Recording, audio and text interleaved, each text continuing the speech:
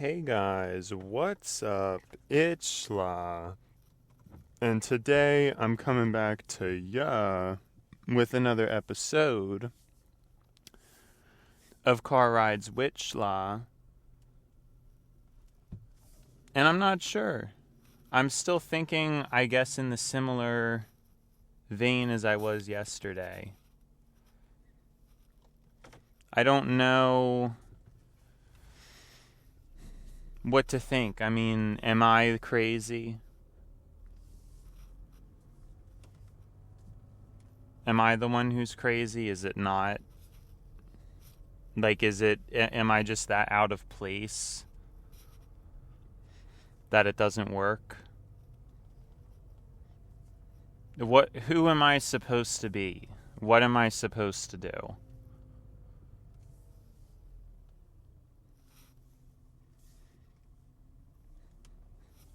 Or could we it's just, I feel like any time there's a disagreement or there's an argument or anything like that, I'm always here, I'm always mindful, I'm always present, I'm always trying to be considerate about what I got wrong, what the other person could have got wrong, what we got right, trying to think of solutions, being mindful of that. And I'm realizing more and more as I've gotten older over the years that other people just don't even really lift much of a finger. And I think it's also the speed of their thoughts that is much slower.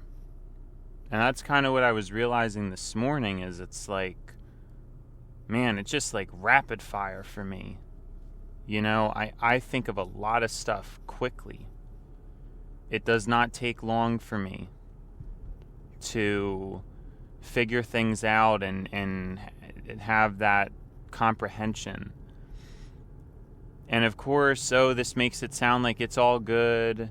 Lucky you. But I don't really know. You would think that if you thought things manifest in a straightforward way, but they don't. Oftentimes, I found myself wishing that I was less aware and less. It just seems like a pain because nobody can be there.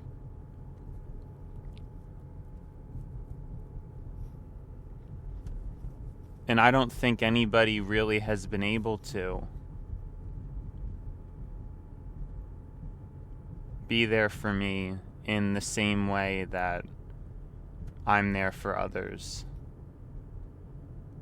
And I guess the darkest and the saddest part of that is it's either ignorance or cruelty, but really most evil in the world, I think, is not evil. I think it's ignorance. And I really feel like a lot of people are not aware of the gravity of ignorance. Because I certainly wasn't. And I still feel like I'm not. I feel like every situation I'm having to lower my expectations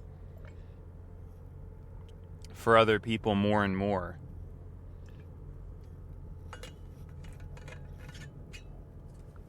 And you guys know where I'm at on the issue.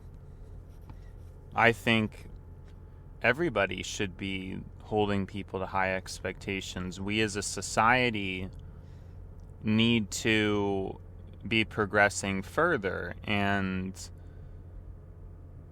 doing good things and holding people to that standard. But that's clearly not the trajectory, and I don't know if it ever has been.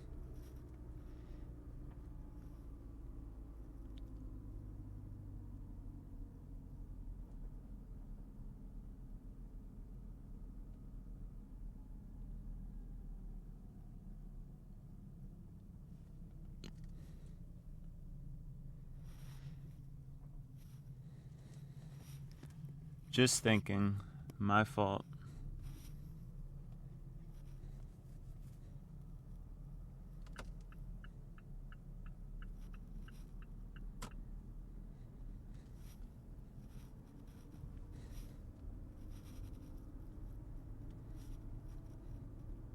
So what is it? Am I really the crazy one? And am I always going to have that feeling? Because I've never not had it. When it comes to any friendship or any relationship I've had since I grew up, there's just nobody has met where I'm at. Like, I don't even know, and I don't know. I think about and I'm aware of the hyper-individualization of things. I'm aware of that and how I shouldn't have unrealistic expectations because a lot of people do in this day and age. But it's not, I don't think my expectations are anything that unrealistic. I mean, you hear some of the things that people want or need and you think, oh yeah, like that's crazy, but I don't really know, unless it's that crazy to just have someone who's mindful of things and who actually cares about the world. I guess it is really not something that you could find very easily. But am I crazy or is everybody else?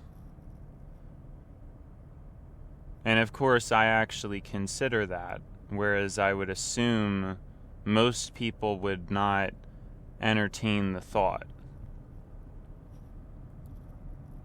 But it could be possible that I'm just out of place here, and I felt that way for a long time, and not in the generic sense, because there's a lot of people who say that, but they're just like everybody else. I don't know that I've talked about this before on here. There's this common thing that a lot of people, and I'm going to reiterate, a lot of people, I've heard, because I've talked to a lot of different people over my life, and a lot of people make claims that they're different, they're lonely, they can't find anyone to fit in with. But these are all just claims. And then I see those people, and I see other people who say the same thing, and I see the same person, and I can calculate that when it comes down to it, it would not be very difficult for these people to make friends.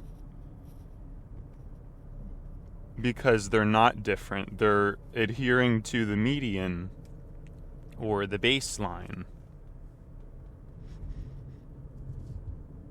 So the only real reason to be lonely at that point is just a lack of effort. It's a lack of intention and effort. For me, it hasn't lacked intention and effort, but it's lacked reciprocation. Because I haven't really talked to anybody ever who has wanted to talk as much as I do, has wanted to really do things together, and can fulfill that to the extent that I'm able to give. And there's a lot to that, I mean, it's always hard to see beyond your own perspective, right? So I'm somebody who is obviously operating at a pretty high level. I mean, you can't not admit that at this point. My job isn't necessarily difficult, but it is still 12-hour shifts 5 days a week, which is a lot for someone in their early 20s. I just, most people do not do that. I'm in the top, well within the top 10%, probably within the top 5% of people in terms of hours worked. And again, the whole point is not about, the whole point is not about the difficulty of the job. It's just the time commitment. And there's definitely, that's not just like a piece of cake, you know? I think a lot of people would point to, oh, well, your job's easy. But it's, I mean, a job's a job, you know? I mean, how easy can it get? If you're committed to a 12-hour shift 5 days a week, that's a lot. And then in addition, I do this show, and there's obviously been times where I don't know what I'm going to, like today, I mean, things are just not, I'm having to deal with stuff that I shouldn't have to, that I've put in the necessary effort to fix, to communicate, and people aren't changing.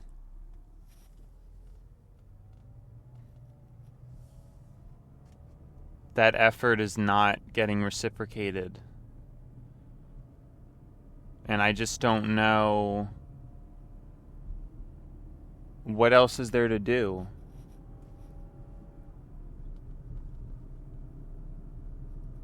There's that saying that it takes two to argue, it takes two to tango. And it sounds logical, it sounds like something wise, but it's not. And so my saying is it takes one to argue.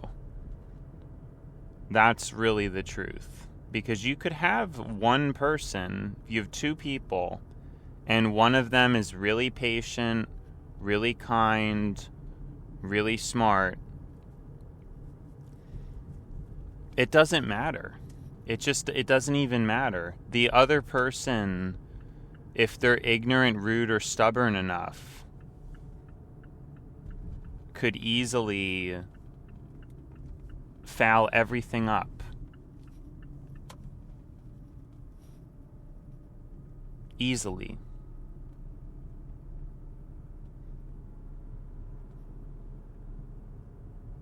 It does not take two to argue. That doesn't make any sense. And again, it's one of those things that you hear and you believe because it sounds fairly logical. It sounds like it makes sense, but I think subliminally it cultivates a culture of lack of accountability. I mean, people who say that, you know what they think. They're probably people where if they've been in an argument with someone before, they've never thought about what they did wrong or what they could do better. They've probably just assumed, oh, well, every argument, it takes two to argue.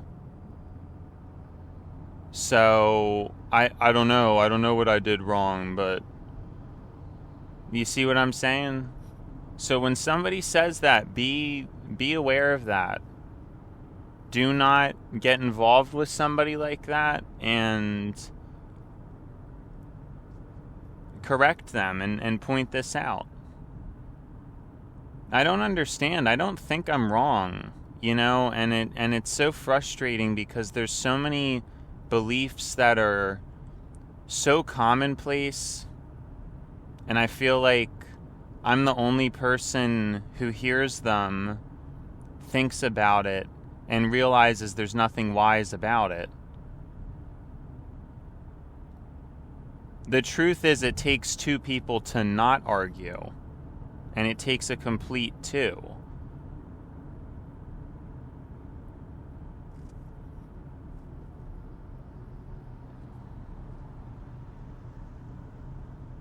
You need two good people. You can't just have one. And so, no, it doesn't take two to argue as in two people are to blame. It's usually one person is to blame. Usually. And so when you have those kind of wisdom, those sayings getting manipulated or misunderstood,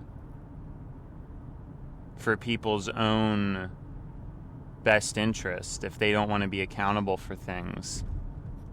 It's a problem. And so be mindful of that stuff. Add it to my list of, you can tell, my list of red flag statements about a person. You can tell a lot about a person's character by those two questions. It's very revealing. My original one I will repeat for those who don't know or don't remember is the whole, oh, well, I don't care about myself that much, but I care about other people. If anybody says that, stay away. It is not good news. Because somebody who actually believes, not believes that, somebody who follows through with that will take care of themselves and somebody else. It's not difficult to take care of yourself. And it's much more difficult to take care of somebody else. So if you can't take care of yourself, there's no evidence that you would be able to care for somebody else.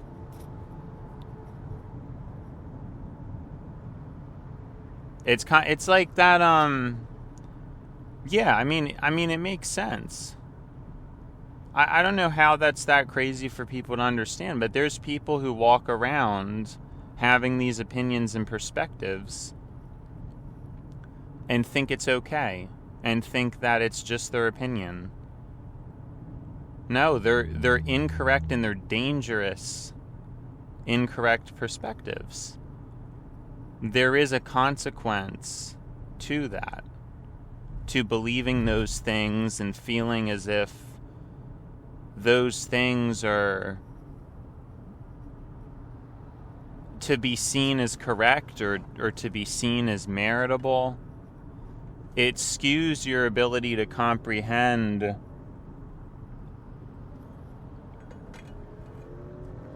basic human reality.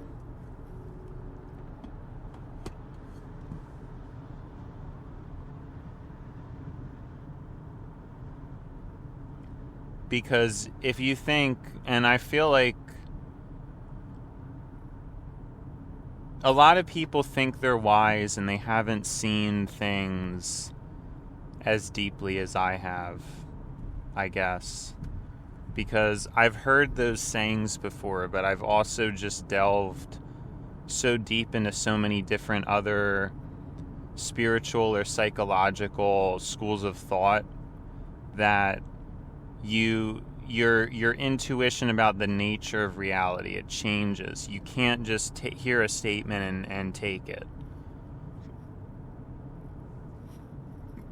It has to be aggregated with everything else you know, and a lot of people only aggregate it with experience, not additional data or belief sets. So I guess that's actually another major differentiator, is I don't just subscribe to one belief. I definitely subscribe to multiple schools of thought, because whenever I'm learning one school of thought, one spiritual system, one psychological alleged truth, it's always just an incomplete statement. And again, that they all have to be aggregated together to get some kind of clarity.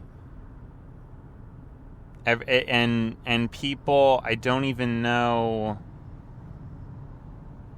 if they understand that. So there's a lot of people who are misled and who I don't even know, and they might think that they're smart. They may think they're smart, and that's really the most dangerous thing, is thinking that you're smart. I mean, I've recently tried to acknowledge myself a little bit more just because I don't think it's good, the amount that I've been hard on myself, but I still do keep a cool head about things, because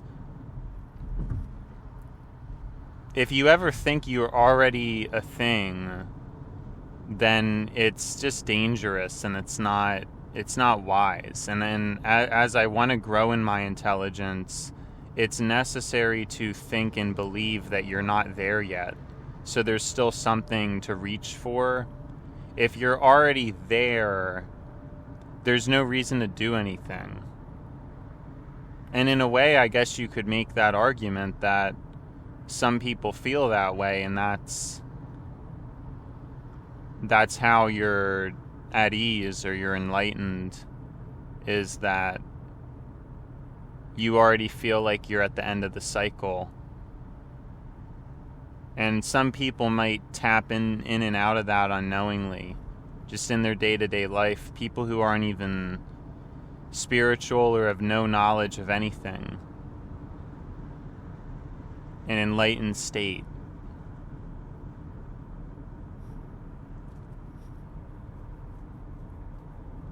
Where you're reached a point of contentedness, but there's no drive for a further.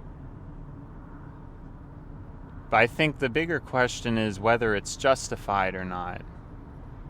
How do you know if you're doing good enough?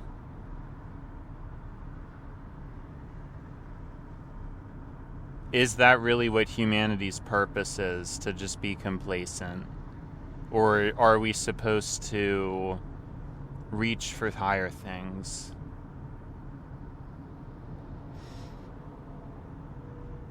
Why are we here?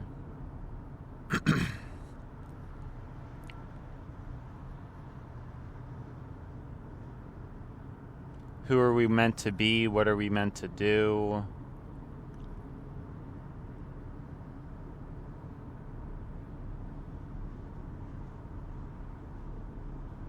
They're all questions that everybody has.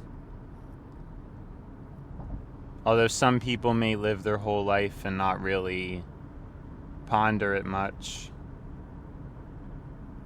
Just get done what they need to get done. And is that person wiser? Who's wiser? The one who spends their life puzzled versus the person who executes indulgence?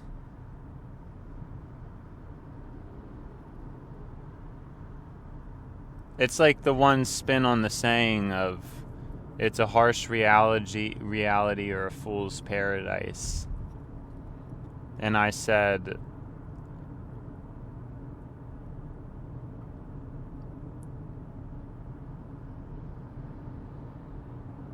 if the fool's in paradise, what's foolish about living in paradise?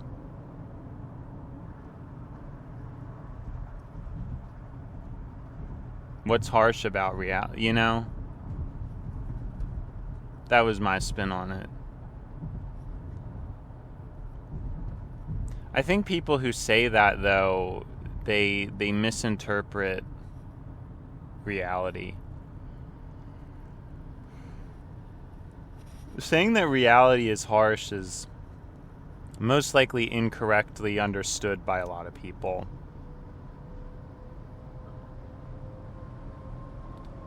In a subjective sense, it's difficult for reality to be harsh.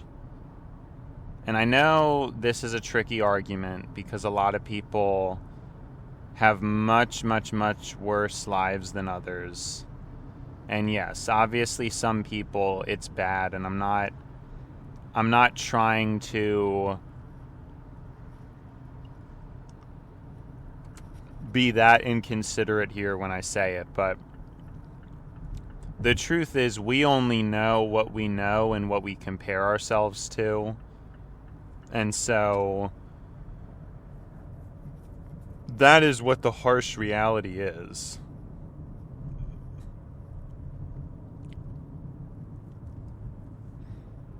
That's the harsh reality.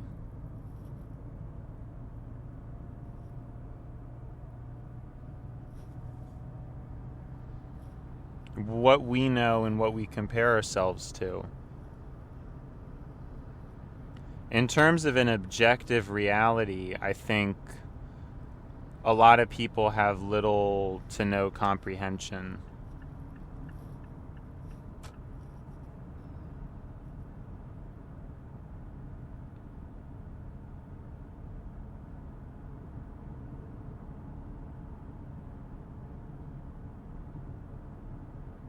Little to no. Because everybody has their own bias towards what they see as reality. And there is an objective, but it's very difficult to comprehend it. And I've never really met anybody who has. I've met people who've stated their opinions on reality,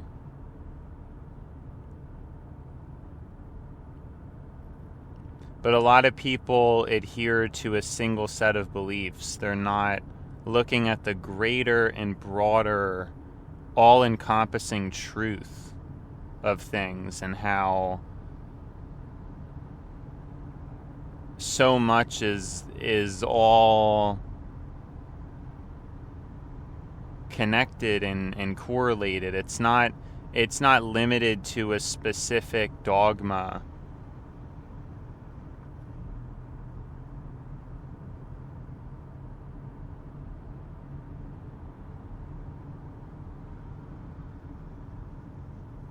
There's no specific answer. It's not this way or that way, but it's multiple ways.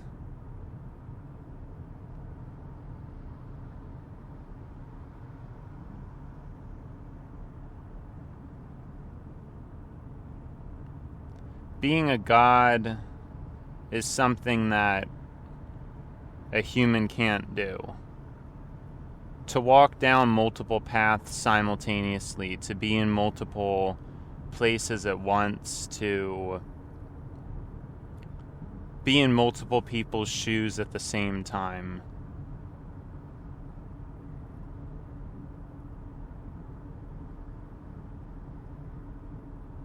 So humans can't be who God is.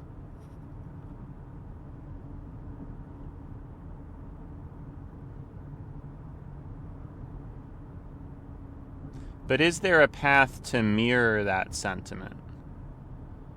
Is there a way in our consciousness to do that through study, through discipline, to mirror a higher vision? It's probably been done. But I don't think most humans will ever know.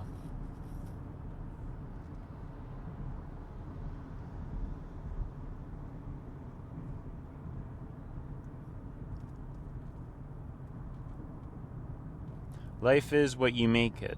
What you make is what your life is.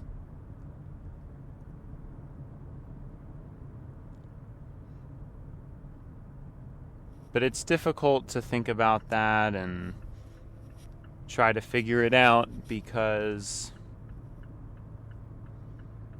I guess there is a lot of pain, and there are people who are in way worse situations than others. And it feels wrong to say that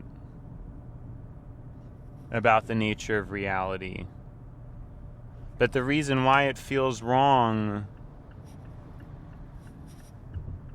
is because of our own flaws about it.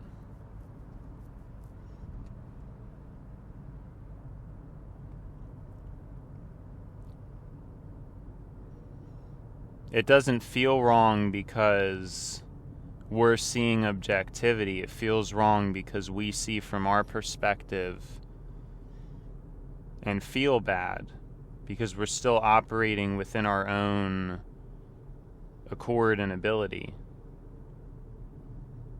We're not seeing things as a greater objective. We're still seeing things within our perception of what is right or what should or shouldn't be. And that's why you feel bad when you say stuff like that, even if it's true.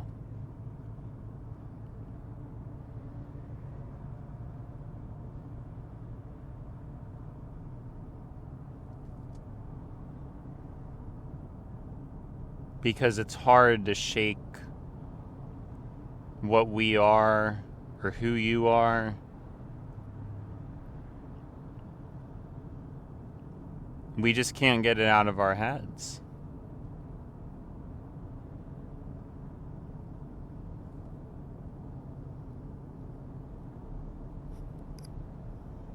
Because we don't see life as life, we see life the way we see life. So it's always through a lens. But God doesn't see through a lens.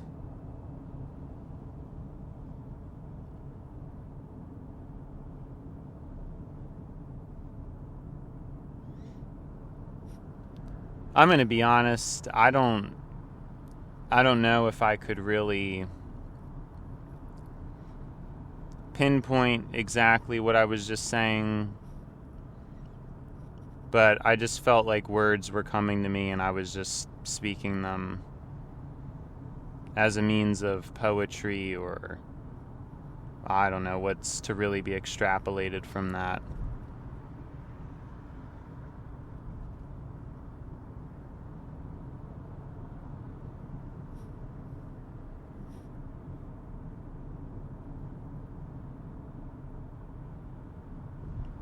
But I decided to just speak it. Might as well, right?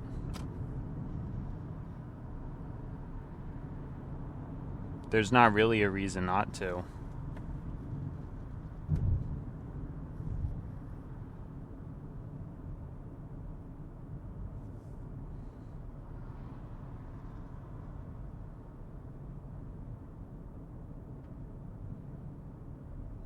It's just what came to me.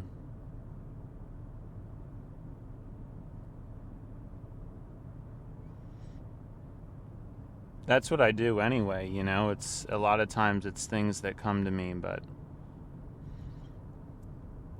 like I said, I want to understand reality. I've always wanted to. I've always wanted to know things.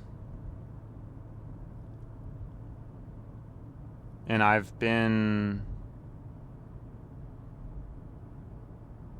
off course of that for a while. I mean, maybe in my journey to know things, I needed to sleep for a while to take a step back and actually experience the nonsense. To know sense. Because how could you know what sense is or know how to make sense of something without knowing what nonsense was? What wasn't true? How would you know what is true? And so it's been a fairly confusing and stressful past couple years, but I guess I have faith that now things are going to end up working out. Little by little, as long as I get back into it, into learning and figuring out life. But I think it was necessary because I had been at a place where I hadn't really experienced not knowing, so how could I ever know without not knowing? Maybe I wanted to be different, or I wanted to be what I wanted to be, but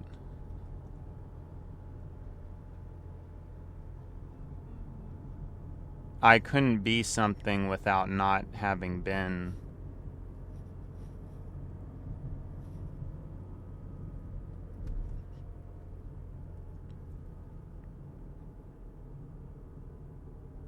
Because in order to awake, you would have to have slept.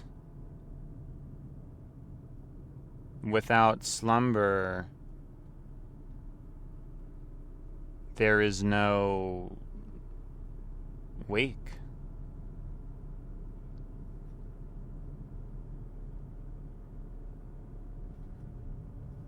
How are you supposed to wake up if you never fell asleep?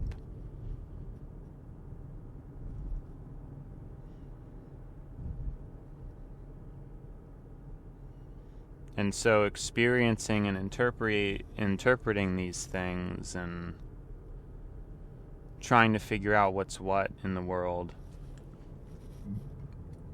I think it's been clear it's been my path. I've put it to the side, I've put it to rest. Like I said, it hasn't been a super big focus of mine.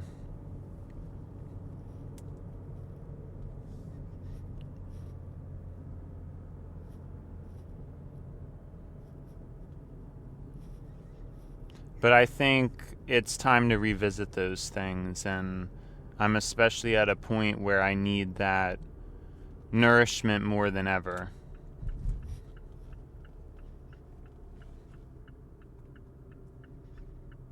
I'm especially at that point now.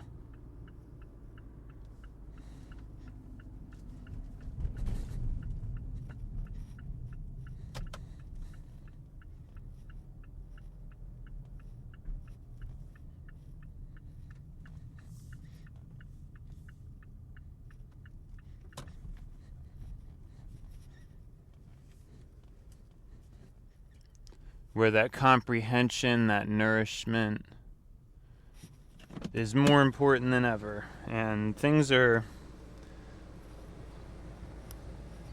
still messed up here, so I don't know, parking a little bit suboptimally.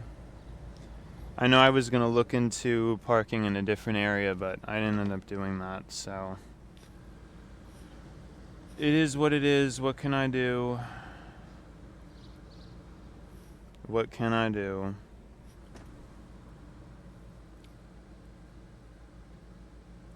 Not much, right? Well, it's Wednesday, so that's good.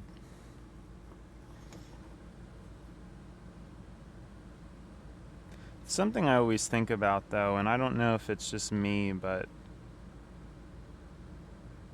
or if it's a depression thing, or if it's just a realization thing. I don't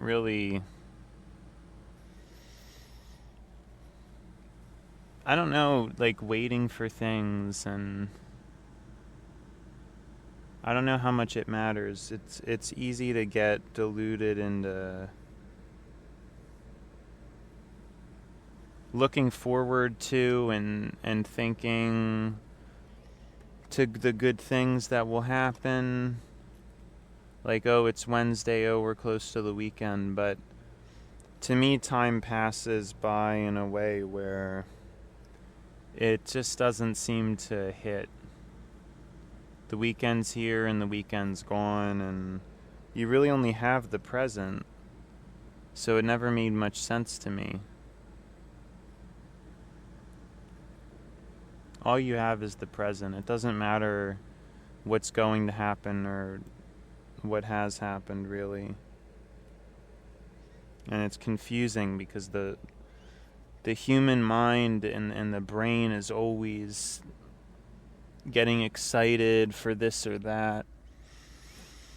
I think that was something that was hard for me to come to terms with, and still is, but as I'm trying to reinitiate my path, it's definitely a main factor to consider, I would think.